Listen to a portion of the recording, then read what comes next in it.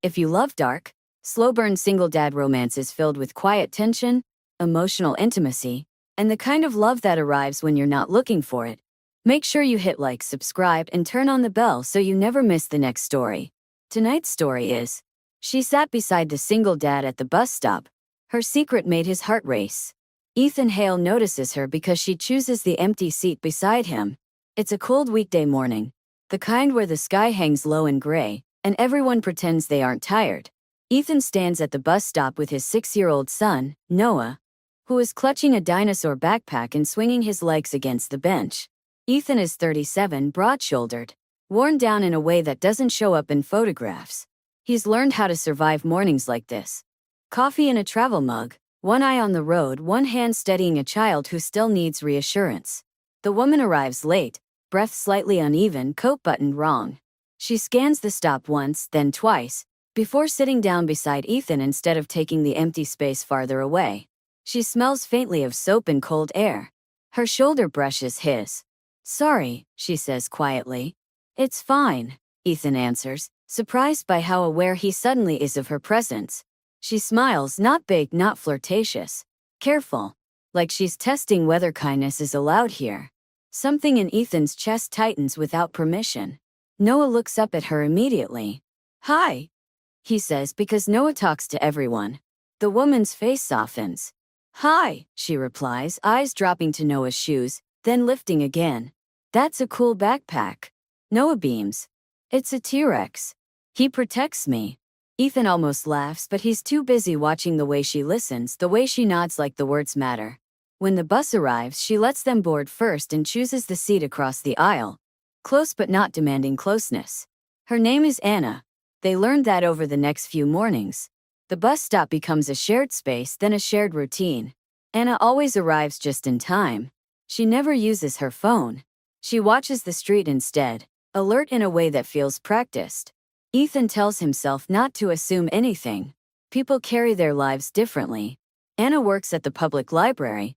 She tells him one morning when Noah is distracted by a stray cat. She moved to town recently. Temporary, she says, then corrects herself.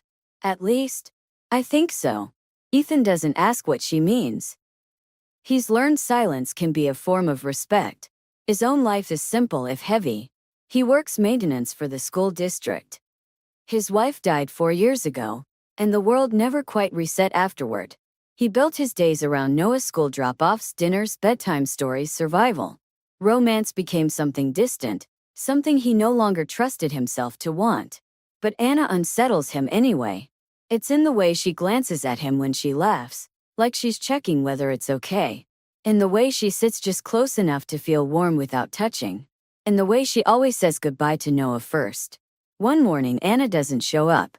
The next day she does, but her eyes are shadowed, and there's a bruise blooming faintly along her wrist, half hidden by her sleeve. Ethan notices immediately. He says nothing, but his heart begins to beat faster, harder, like it recognizes danger before his mind does. Noah chatters on the ride. Anna listens, but her attention keeps drifting to the window. When they get off at the school stop, she hesitates. "Ethan," she says quietly, "if I asked you something, would you say no?" He looks at her, really looks. "Depends what you're asking." She swallows. "Could I sit with you a little longer tomorrow? Before work?" He nods without hesitation. "Yeah." The next morning, she tells him the truth in fragments. She left someone, a man who needed control more than affection. Someone who tracked her routines, her movements, her friendships. She didn't report him. She didn't trust the system to protect her fast enough. So she disappeared instead. "I didn't want to involve anyone," she says, voice steady but brittle. "Especially a kid." Ethan's jaw tightens. Anger simmers low and dangerous. "You didn't," he says. "You existed." From then on, everything shifts, but not in ways that draw attention. There are no dramatic announcements, no sudden changes that the outside world would notice. Instead, the shift happens in the quiet spaces, in the pauses between conversations, in the way Anna begins to breathe a little easier when she sits beside Ethan at the bus stop, shoulders no longer drawn up to her ears. Ethan starts noticing the smallest details about her. The way she rubs her thumb against her ring finger when she's nervous, Even though there's no ring there anymore. The way she always positions herself so she can see the street behind her. The way her smile comes more easily when Noah is around. As if his presence reminds her that the world isn't only sharp edges and locked doors. He doesn't ask her to explain everything. He doesn't push. Instead, he offers consistency. He's there every morning. He walks her home when he can. He waits until her door closes and the light turns on before he heads back. Anna never thanks him out loud. But the look she gives him says more than words ever could. Slowly, she begins to stay longer. She joins them for dinner one evening, standing awkwardly in Ethan's kitchen at first, unsure where to put her hands. Noah chatters endlessly while Ethan cooks, and Anna listens with the same quiet attention she always gives him. When Ethan burns the pasta slightly, she laughs. Not politely but genuinely. And something inside Ethan loosens. They eat at the small table, knees almost touching. Noah spills water. Anna helps clean it up. Feels normal in a way that startles Ethan. After that, dinners become a habit. Anna helps Noah with homework at the kitchen counter. She attends library story hour with him, and lets him sit cross-legged at her feet while she reads. She never tries to take over. Never acts like she belongs there. But somehow she does. Ethan feels it most at night. When the apartment is quiet and Noah is asleep, Ethan finds himself thinking about Anna in ways he hasn't let himself think about anyone in years. Not just attraction, though that's there, simmering beneath the surface, but connection. The dangerous kind. The kind that makes you imagine a future without realizing you're doing it. Anna feels it too. She lingers by the door longer than necessary. She sits closer on the couch. Sometimes she reaches for Ethan's arm when she laughs, then freezes, pulling back as if she's crossed an invisible line. Ethan never pulls away first.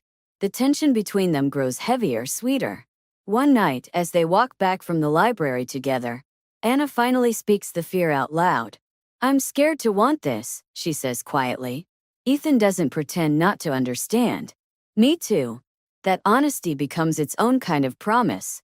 The danger doesn't disappear immediately. There are still moments when Anna stiffens at the sound of a car slowing too much. Still days when her voice goes flat and distant. Ethan learns how to ground her, placing a hand at her elbow, speaking her name, reminding her where she is. She learns how to ground him too, sensing when his protective instincts tip toward anger, and pulling him back with a look or a soft word. The night Anna breaks down in his kitchen changes something fundamental between them. Afterward, when they sit on the floor together, backs against the cabinets, Ethan realizes he no longer sees her as someone passing through his life. She's rooted herself there. Not forcefully, but deliberately. He wants her there. From then on, their closeness stops being accidental. They don't rush into declarations. Instead, they choose each other in small, deliberate ways. Anna stays the night sometimes, sleeping beside Ethan fully clothed at first, just sharing warmth and breath in the dark. The first time she curls instinctively into his side. Ethan closes his eyes and lets himself feel it. Their intimacy builds slowly, carefully. Every touch is intentional. Every kiss is unhurried. Ethan learns the exact pressure that makes Anna melt instead of flinch. Anna learns the way Ethan softens when she runs her fingers through his hair. When she whispers reassurance he didn't realize he needed. Noah notices everything. He starts drawing pictures of the three of them together. He asks if Anna will come to his school events. One night, half asleep, he tells Ethan, "I like when she's here. It feels less quiet." That nearly breaks Ethan. The legal steps move forward steadily. Anna regains pieces of her life she didn't realize she'd surrendered. The man who once controlled her fades into irrelevance, stripped of access and authority. Each closed door feels like reclaiming territory. And with every step forward, Anna stands a little taller. Months later, the bus stop looks the same, but everything else feels different. Anna sits beside Ethan like she always has, but this time she laces her fingers through his openly. She doesn't scan the street anymore. She looks at him instead. Noah grins. "Does this mean you're staying?" Anna answers without hesitation. "Yes." Ethan squeezes her hand, heart racing. Not from fear but from certainty. For the first time since loss reshaped his life, Ethan understands something simple and profound. Sometimes love doesn't announce itself. Sometimes it just sits beside you and waits for you to notice. If you enjoy this romantic single dad story filled with tension, protection, and second chances, make sure you like and subscribe so you don't miss the next one.